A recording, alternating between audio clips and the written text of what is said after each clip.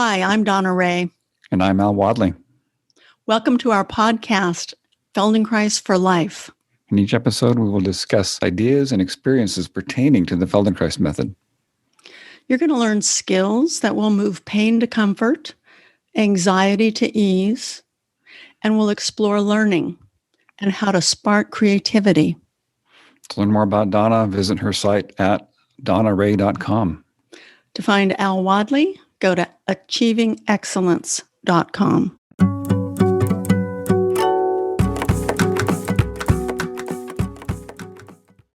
Hey, Donna. Hi, Al. How are you doing today? I'm good. I'm very well. Thank you. How about you? I'm doing great.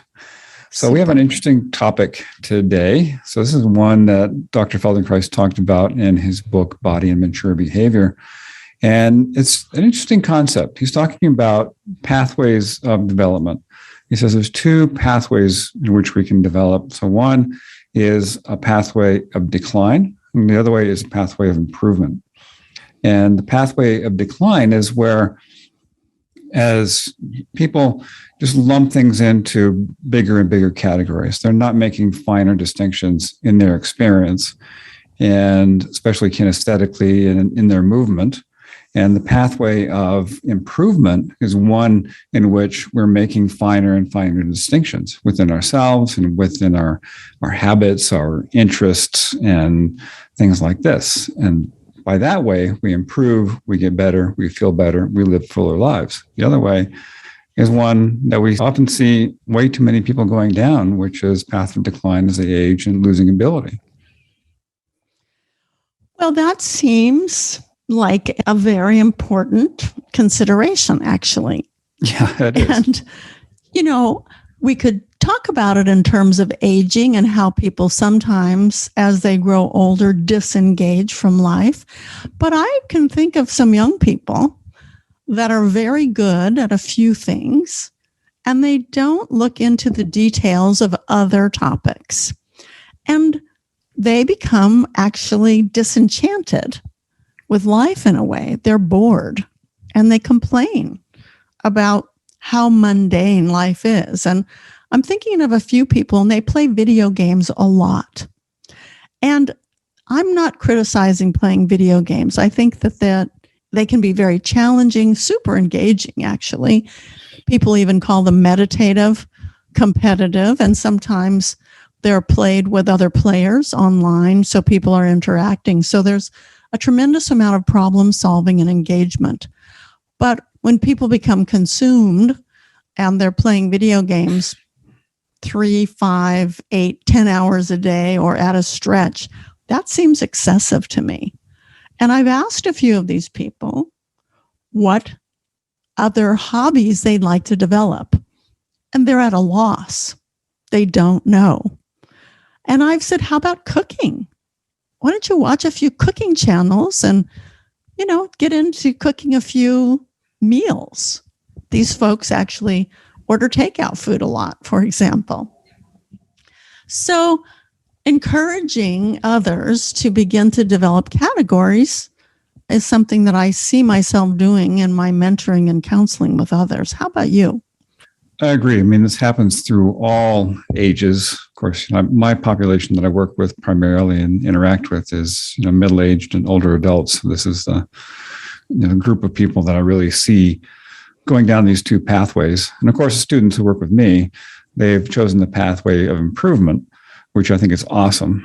And I see a lot of people going in directions of choosing a vocation or some aspect of their vocation that they can really engage with and really inspires them, and through which they make finer and finer distinctions. And so, for example, you're a painter. We're doing this on Zoom, even though this is an audio recording. I can see over your shoulder this beautiful abstract expressionist image with color and texture and strokes and things like that to me look extraordinary.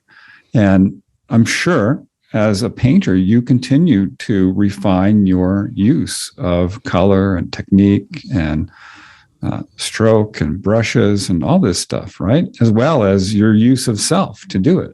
Do you not? Definitely. So recently I wanted to dive a little deeper into color distinction. So I looked at colors, I look online at colors, I look at decorating plans, what's trending, and I select colors that I think would look very beautiful together in a painting.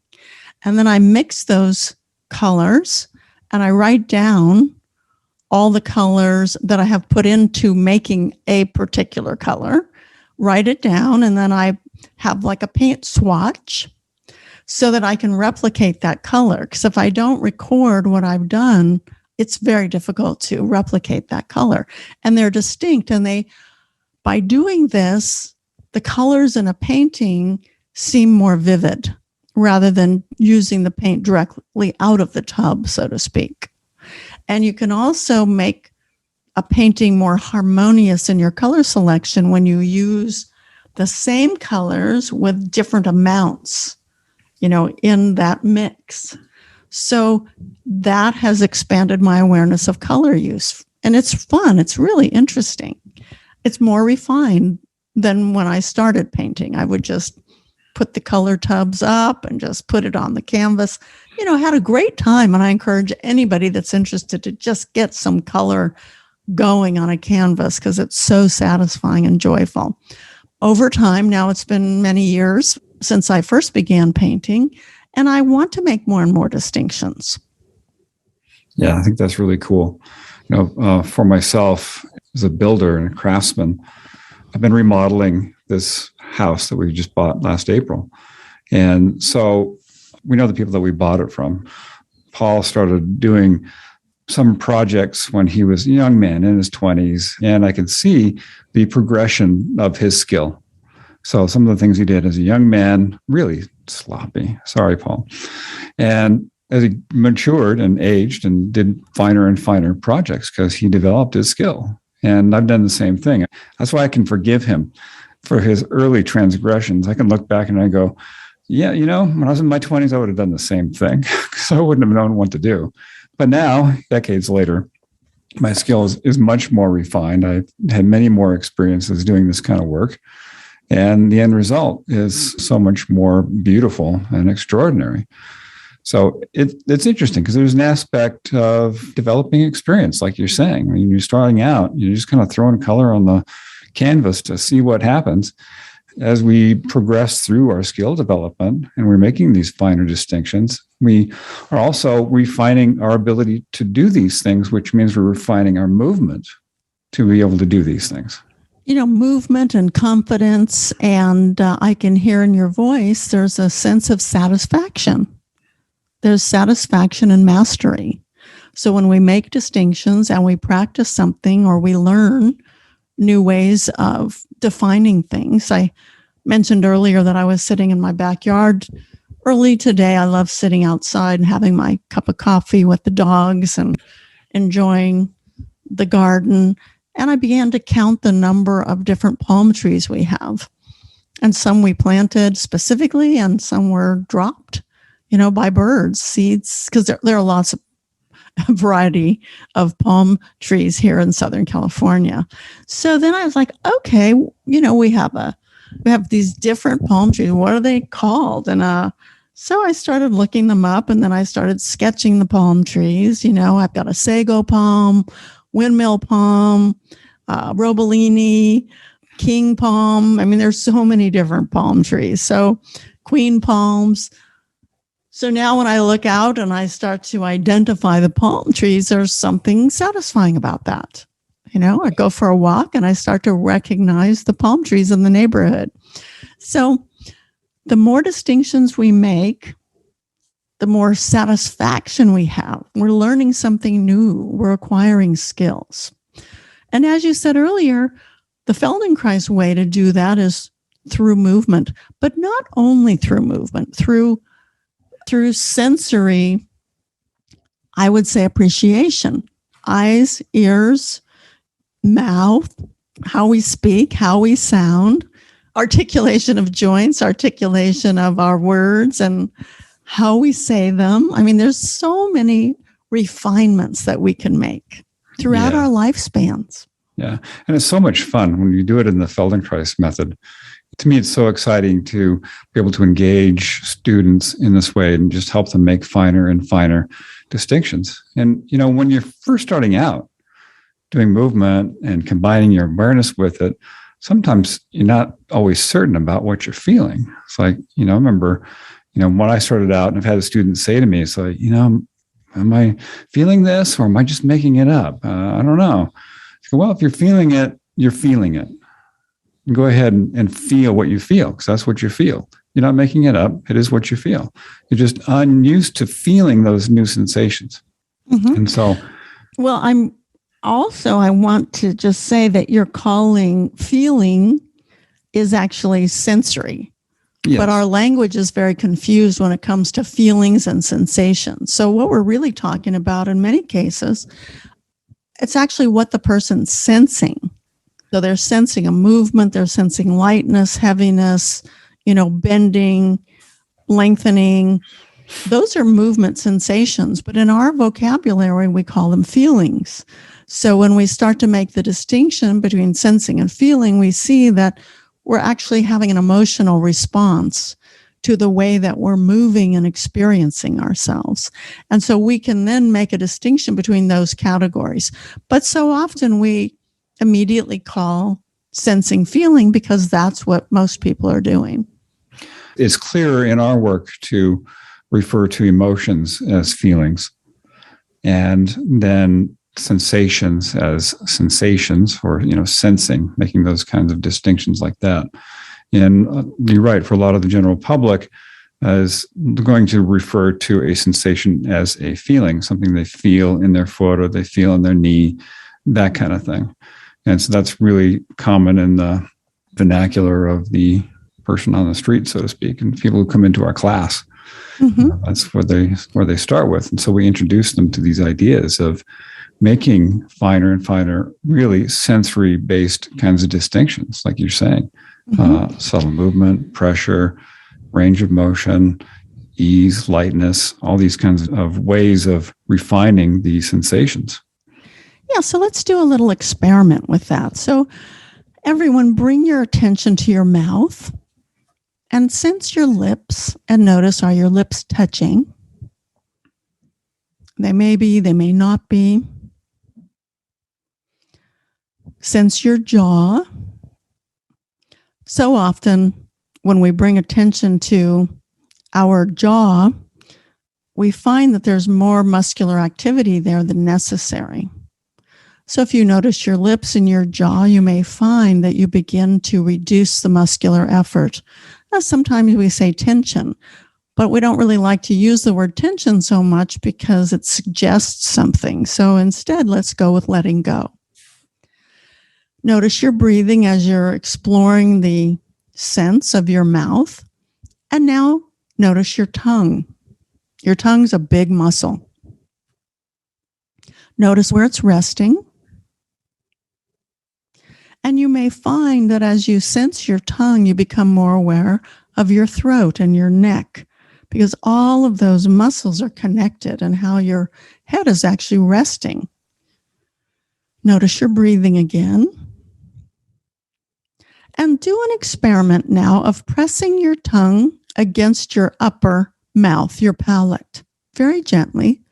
And notice when you press your tongue upward, is it an even pressure? Or do you find that you press a little bit more on the right side of your tongue or the left or the front near the tip or the back? So as a muscle, it responds differently. And by bringing your attention there, you'll notice some of your movement patterns. Notice your breathing again. And now let that go and notice your jaw and your lips, even your chin. And observe yourself. You may sense that something's changed a little bit. Let's add one more experiment here. Press your tongue downward now. And notice how that's a completely different experience than when you pressed it upward. You may feel the underneath part below your chin responding, your jaw muscles, your lips, your eyes, your face, your cheeks. Everything we do responds to our speech, our mouth, our tongue. And now let that go once again and simply notice your lips and your jaw and your breathing. Notice when you breathe out. Notice when you breathe in. And now, how about you report? Al, how do you feel now or sense yourself differently than when we started? Well, curiously, the inside of my mouth feels much larger, having brought so much awareness to it. So it was interesting exploration with the tongue, pressing in different ways, and how I first pressed, and then there was, there's other ways to press my tongue, and what does the sensation of the palate feel like? And the same thing, pressing down, tongue down into the horseshoe shape of the jaw. And it's a really interesting experience. And it also created this kind of sense of length in my face, relaxing the jaw, more volume in the mouth. So I wonder if you spread your attention out and you include your face and your neck, your throat and your chest, do you find a spillover? Well, to my feet, yes, especially. So my feet feel more enlivened on the floor. So I'm standing as we do this recording. And so I'm very aware of my 2 feet, much more than I was before we started doing that little exploration, sensing the tongue in the mouth. So if we were doing a full Feldenkrais awareness through movement lesson, we would include probably the movement of the spine, the pelvis, the relationship of the head, the spine, the pelvis, and the person's feet, so that this change in perception and self-experience expands to all parts of the self. And that actually creates the bridge into daily functioning and how we make improvements automatically from a lesson to daily experience. Yeah, we learn to make these kinds of distinctions. We learn to sense ourselves as we're making the movements in our daily life. And when we become aware of what we're doing, then we have choice about it. As Feldenkrais said, if we know what we're doing, we can do what we want, even though we often said it in the negative too. If you don't know what you're doing, you can't do what you want, which I thought was really funny. But yeah, so if you become aware of what you're doing, then you have choice about it. And then you can refine it and it becomes better. So whether that's making brush strokes and painting, or if it's what I like to do is, remodeling and building projects and that kind of thing.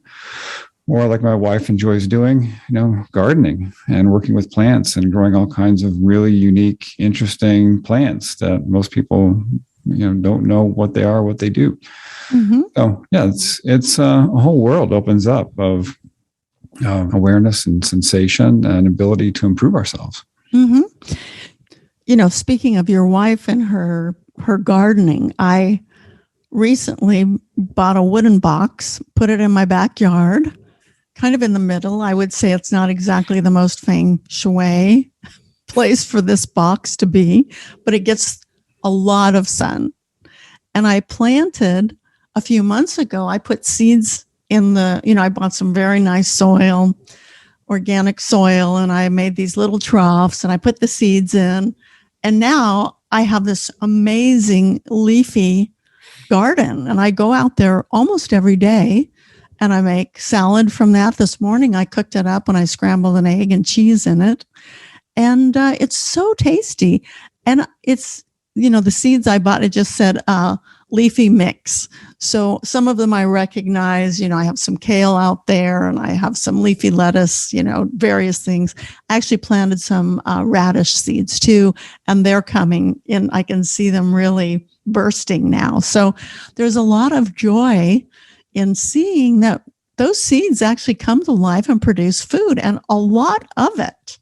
I'm so surprised by how much yield we're already getting from this small little garden that I've created. And now I'm interested in the future to make more distinctions. I'm sure I could learn a lot from your wife. It's so much fun to do something. It's really fun.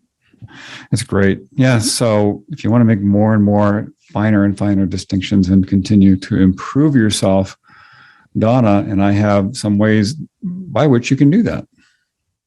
We've got lessons recorded. You can find them on our website. You can go to achievingexcellence.com and find a variety. Mine, donnaray.com. I have some as well. And my lessons are also on Al's website.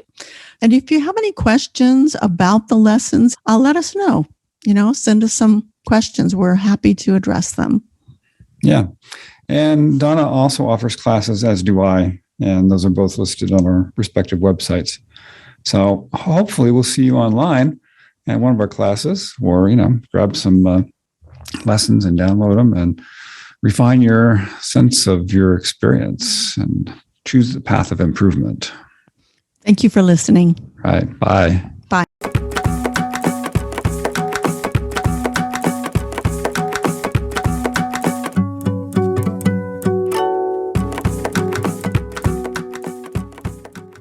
Hi, I'm Donna Ray. And I'm Al Wadley.